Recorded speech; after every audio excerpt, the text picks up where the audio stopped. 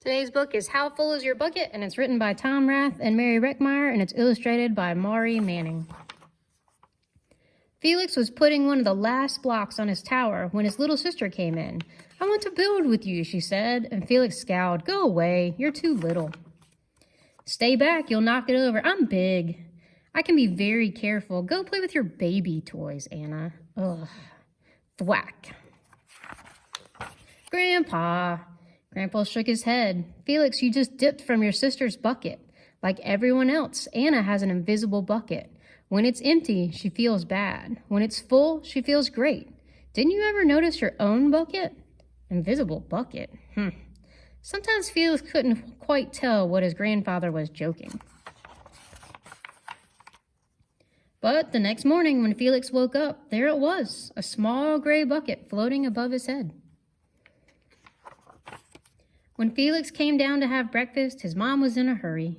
"I've got a meeting to go to this morning, and it's almost time to go. Anna, sit still." Felix slipped, and cocoa weeds scattered across the floor. "Felix!" yelled his mom. "You should have used the stool to reach that." Felix could feel his bucket tip and big invisible drips spill out. Drip, drip. "Ha ha," Anna laughed as she crunched the cereal with her shoe.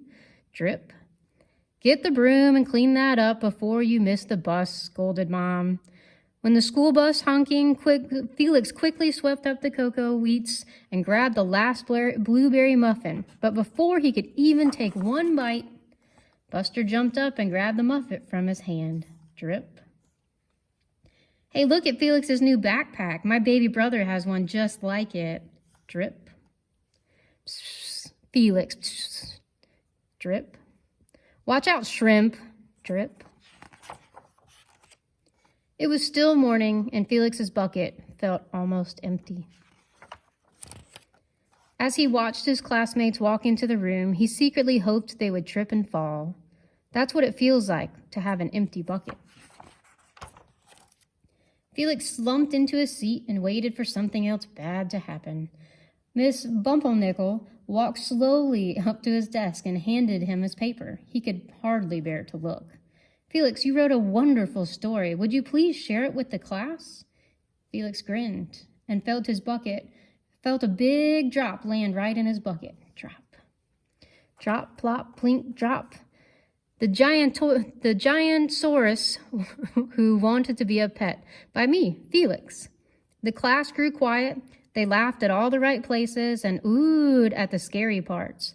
When Felix finally read the end, everyone clapped, even Emily, who sat next to him and didn't usually like dinosaurs. Felix felt the whole shower of drops land in his bucket. Maybe the day wouldn't be so bad after all. Drop. Team captains today are Veronica and Felix. Drop. "Nice crow. It's a dog. Well, nice colors there, Felix." Drop. "Cool laser ant backpack, Felix." Drop. By afternoon, Felix's bucket was nearly full. At recess, when he looked around, Felix suddenly realized his grandpa was right. Everyone else had buckets too. Drop, drop. "Let me help you." Drop, drop. "Here's your baseball, catch. Thanks, dude." Drop, drop. "Hi, I'm Felix. First day? Yes, I'm Amir." The strange thing was, for every drop he helped put in someone else's bucket, he felt another drop in his own bucket. When Felix burst in the door after school, he shouted, "You are right, Grandpa. I do have a bucket, and I understand how it works." Then he saw Anna's torn doll. "Bad dog," he almost scolded. But then he thought, dogs might have invisible buckets too. "Your doll will be okay, Anna," said Felix. "Mom will fix her.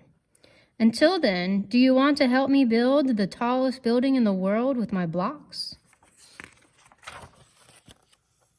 And so they did. The end.